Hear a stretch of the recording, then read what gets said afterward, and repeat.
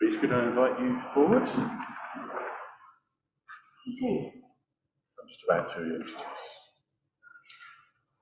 Now, some of you, or most of you, would recognise the face. This is Bej Pal, who's been a member of Christchurch for a long time. You may know that he works for the Ascension Trust, and this is a Mission Partner Sunday, so we're highlighting the work of the Ascension Trust that we support. What you may not know is that he's now Chief Executive of the Ascension Trust. Elevated. So start of the year, so almost a full year in. Nearly a full year in. And so it's with great delight we offer the pulpit to Bej to share with us some of the work of the Ascension. Thank you. Good morning, everybody. May I please ask us to start in prayer?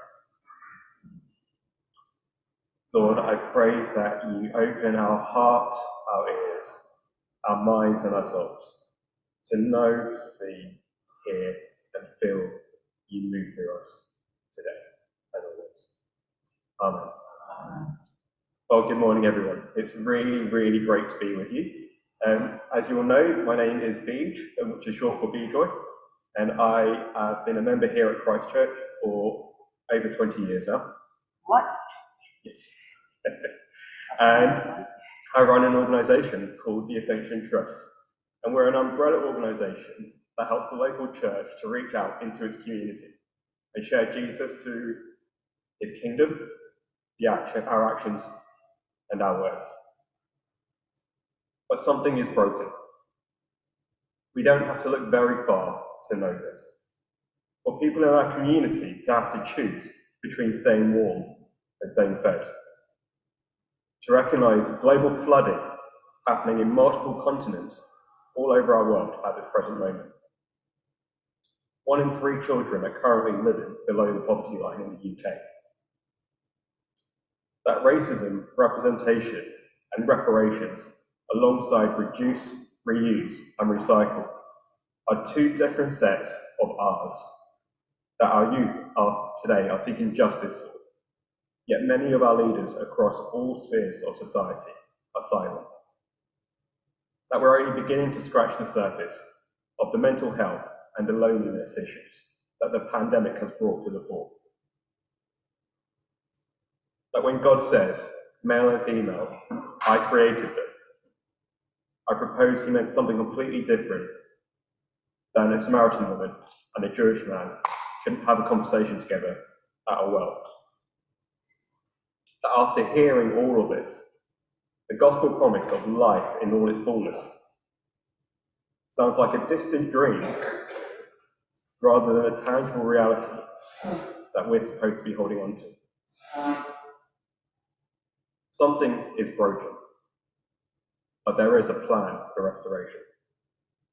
I'm blessed to be part of the family here at Christchurch and work for an organisation that allows me to stand here and share some hope. Hope that is shared through our initiatives, and hope that can be shared through our presence.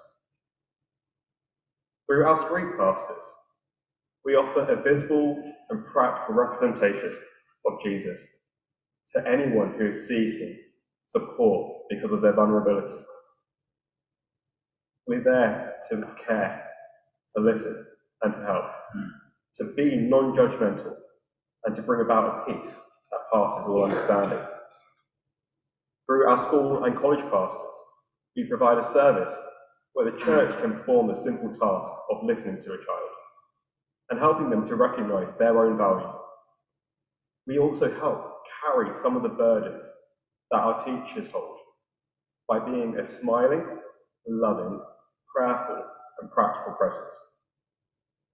Through our rail pastors, we look for signs and symptoms of people who feel that they are at the end of their road, and work alongside them to help them take that step back from the edge to save their life. Through our work overseas, we empower the Kaye women in Ghana to stop being head porters and carriers by learning a trade and a skill that will be able to sustain themselves and their families and restore confidence and pride in their identity. We also train teachers and nurses and church leaders to engage with the needs of these women. We connect the police, the local authority, and the church to work in partnership to promote safety and peace within the community. That's just a snapshot of some of the work that we do. We don't do everything, and we don't want to do everything, but we do a lot. But building our working relationship means that we can't do it alone, and nor do we want to. Our heart is for Jesus and for the church to be the champion of our story. Our heart is for us being moved and led by the power of the Holy Spirit, who calls on us all the time to say, "Come, let me show you where I'm working," and inviting us to join him for the ride. So let me ask this, church, are we listening? Because if we're not, something is broken and it needs restoring. Towards the end of the passage we just heard, it says, "The woman said, I know that the Messiah, called Christ, is coming. And when he comes, he will explain everything to us." And Jesus declared, "I am the one speaking to you. I am he." A little later, it says, "Then, leaving her water jar, the woman went back to the town and said to the people, 'Come and see a man. He told me everything I ever did. Could this be the Messiah?' They came out of the town, made their way toward him." Something is broken, but there is a plan for restoration, and you have a crucial part to play.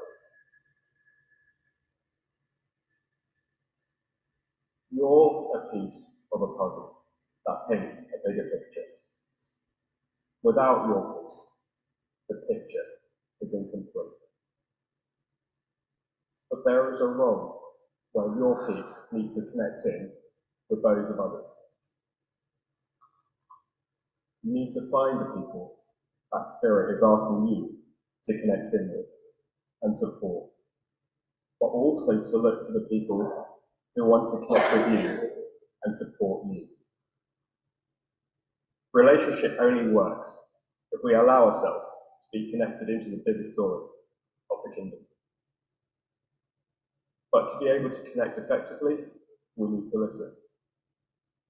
During my time with the Ascension Trust, I've learned the most important question we can ever ask anybody that we meet is, "What is your story?"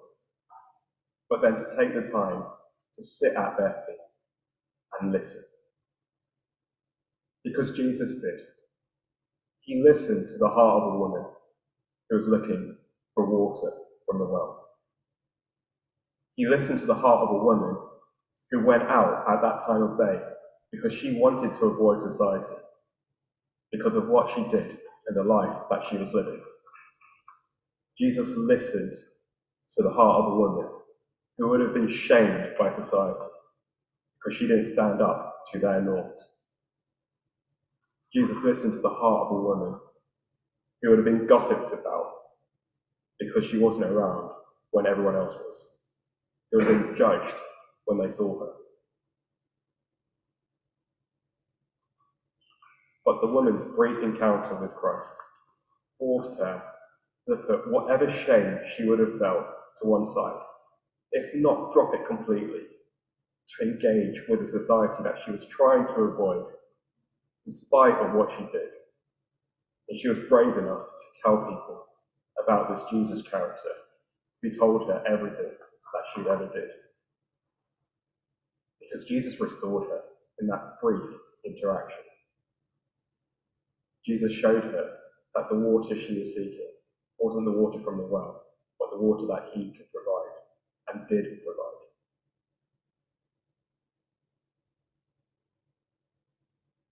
Her restoration then drew others to Christ. They ignored her shame, they ignored their judgment, and then focused on their own story. They went to Christ. And here was a movement that could restore hope to a broken world. But church, for us to be that hope, our language needs to change. We're called to love, but love is spelt differently the moment you walk out those doors. In here, we spell love, L-O-V-E. But they don't speak our language outside. The moment we leave those doors, love is spelled T-I-M-E.